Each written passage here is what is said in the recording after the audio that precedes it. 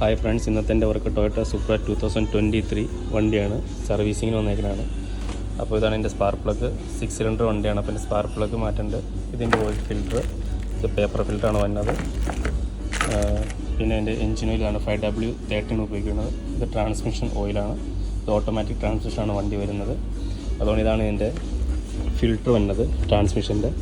ഇതിൽ തന്നെയാണ് ഫിൽറ്ററും കവറും. ഇത് ഒരു കേസായിട്ടാണ് ഇതിന് വന്നത്. പിന്നെ നമ്മളിത് മാറ്റുമ്പോൾ അതിൻ്റെ കൂടെ അതിൻ്റെ ബോൾട്ട് മാറ്റണം, കാരണം ഇതെല്ലാം അലൂമിനിയം ബോൾട്ടാണ്. ഇതാണ് വണ്ടിയുടെ എൻജിൻ. സ്പാർക്ക് പ്ലഗ് ഓൾറെഡി അഴിച്ചെടുത്തു. ഇതാണ് ഇതിൻ്റെ ഓരോ coil, ignition coil. Spark plug എല്ലാം ഊരിയിട്ടുണ്ട്. ഇതാണ് പഴയ സ്പാർക്ക് പ്ലഗ്.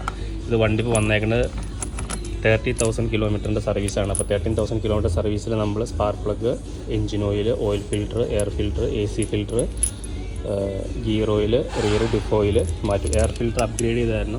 ഇത് ജസ്റ്റ് ക്ലീൻ ചെയ്താൽ മതി. ഇതിപ്പോൾ ഓൾറെഡി സ്റ്റേജ് 1 പെർഫോം ചെയ്തിട്ടുണ്ട്. എൻ്റെ ഇൻ്റർകൂളർ പൈപ്പ് കാര്യങ്ങളൊക്കെ മാറ്റിയേക്കുന്നതാണ്.